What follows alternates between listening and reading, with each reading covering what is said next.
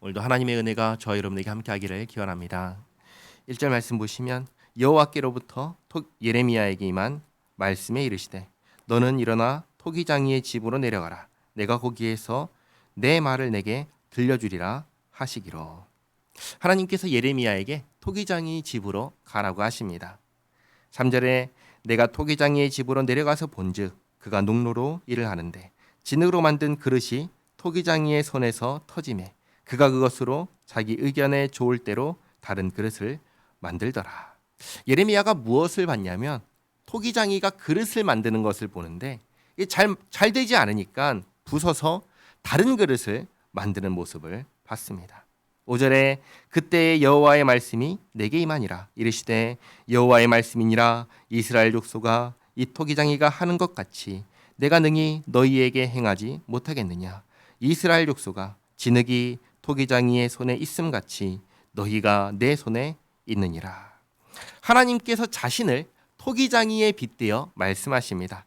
토기장이가 진흙을 마음대로 빚는 것처럼 하나님께서도 이스라엘을 마음대로 하실 수 있습니다. 물론 토기장이도 나름의 기준이 있듯이 하나님께도 기준이 있습니다. 기준이 무엇인가? 7절에 내가 어느 민족이나 국가를 뽑거나 부수거나 멸하려 할 때 만일 내가 말한 그 민족이 그의 악에서 돌이키면 내가 그에게 내리기로 생각하였던 재앙에 대하여 뜻을 돌이키겠고 내가 어느 민족이나 국가를 건설하거나 심으려 할 때 만일 그들이 나 보기에 악한 것을 행하여 내 목소리를 청종하지 아니하면 내가 그에게 유익하게 하리라고 한 복에 대하여 뜻을 돌이키리라. 하나님의 기준은 무엇입니까? 지금 어떤 길을 가고 있느냐가 하나님의 기준입니다. 지금까지 악을 행하였어도 자신의 죄악을 깨닫고 회개하고 돌이키면 하나님께서는 용서하겠다 하십니다. 반대로 지금까지 선을 행했어도 그 선을 행했던 길에서 돌이켜 악한 길에 들어선다면 지금까지 해왔던 선은 의미가 있냐? 의미가 없다. 아무 의미가 없다. 아무 소용이 없다고 하십니다. 지금 악한 길에 서 있다면 벌하겠다 하십니다. 하나님의 기준은 분명합니다. 지금 어떤 길을 걷고 있느냐 이것입니다. 11절에 그러므로 이제 너는 유다 사람들과 예루살렘 주민에게 말하여 이르기를 여호와의 말씀에 보라 내가 너희에게 재앙을 내리며 계책을 세워 너희를 치려 하노니 너희는 각기 악한 길에서 돌이키며 너희의 길과 행위를 아름답게 하라 하셨다 하라. 잘못된 그릇을 토기장이가 부수고 다른 그릇을 만드는 것처럼 악한 길을 가는 남유다를 하나님께서 벌하실 것입니다. 이 일을 하기 전에 예레미야를 보내 말씀하시는 것입니다. 벌받기 전에 악한 길에서 돌이키라. 너희 길과 행위를 아름답게 하라.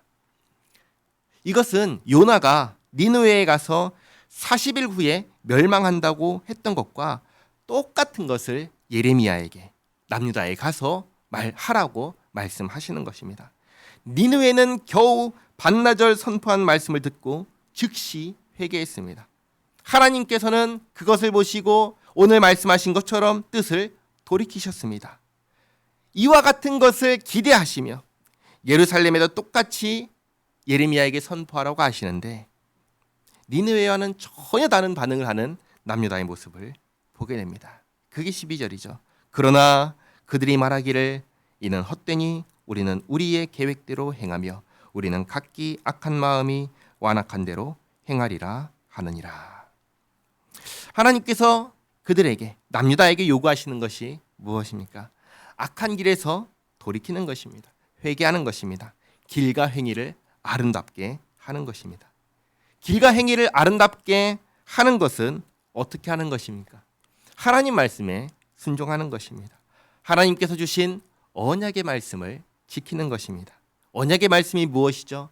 10계명입니다. 10가지 말씀드립니다. 하나님을 경외하고 이웃을 사랑하는 것입니다.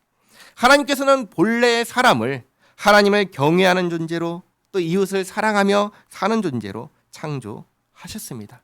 그 본래의 모습을, 본래 하나님께서 만드셨던 사람의 모습을 하나님께서 계획하셨던 그 모습 그대로 살라고 하시는 것입니다. 그렇게 살지 못한다고 하나님께서 그때마다 벌하시나요? 그렇지 않으십니다. 계속해서 회개하고 돌이킬 기회를 주십니다. 하나님을 참으로 경외하는 사람은 그 기회를 놓치지 않습니다. 회개하고 돌이켜 그때마다 또다시 하나님께서 원하시는 태도를 갖춥니다. 하나님을 경외하고 이웃을 사랑하며 살아갑니다. 하나님께서 예레미야를 통해 남유다에게 멸망하지 않고 영생을 얻을 기회를 주십니다. 계속해서 주십니다. 언제까지요? 마지막 날까지 주십니다. 그러나 남유다는 마지막 날까지 그 기회를 차버립니다. 이것은 남유다만의 모습이 아닙니다. 모든 하나님을 떠난 모든 사람, 모든 인류의 모습입니다. 하나님의 말씀은 온데간데 없고 오로지 내 생각, 내 계획만 있습니다. 그러나 내일이 내 뜻대로, 내 생각대로, 내 계획대로 다 되나요? 아니죠. 모든 것은 하나님의 손 안에 있습니다. 진흙이 토기장이의 손 안에 있는 것처럼 사람도 하나님의 손에 있습니다. 우리는 피조물입니다. 사람은 피조물입니다. 사람은 하나님이 아닙니다. 사람이 가장 행복할 때, 사람이 가장 잘 살 때는 언제인가요? 하나님의 손 안에서 하나님의 뜻대로 살아갈 때, 그때 가장 행복하고 그때 가장 잘 사는 것입니다. 이것을 잊지 마시기 바랍니다. 기도하겠습니다. 좋으신 하나님, 참으로 이 세상은 하나님께서 지으신 세상입니다. 이 세상이 가장 밝고 아름답게 빛날 때에는 하나님의 뜻대로 운행될 때입니다. 세상이 가장 어둡고 비참할 때에는 하나님을 거슬러 행할 때입니다. 자연 만물은 하나님께 순종하는데 사람은 그러지 않습니다. 사람은 불순종합니다. 하나님께서 주신 선한 길, 아름다운 길이 있음에도 불구하고 사람은 자기 생각, 자기 계획으로 살아가려 합니다. 그것이 멸망의 길임에도 불구하고 그렇게 합니다. 하나님, 사람은 그렇게 미련하고 어리석습니다. 하나님 불쌍히 여겨 주시옵소서. 우리에게 생명의 길, 아름다운 길을 명백하게 보여주시고 알려주셨사오니 그 길을 걸어가게 하옵소서. 잘못된 길을 갈 때마다 깨닫고 돌이키게 하옵소서. 언제나 주님을 경외하며 이웃을 사랑하며 그렇게 참된 사람의 길, 하나님의 사람이 살아야 하는 삶을 살게 하옵소서. 예수님의 이름으로 기도하옵나이다. 아멘.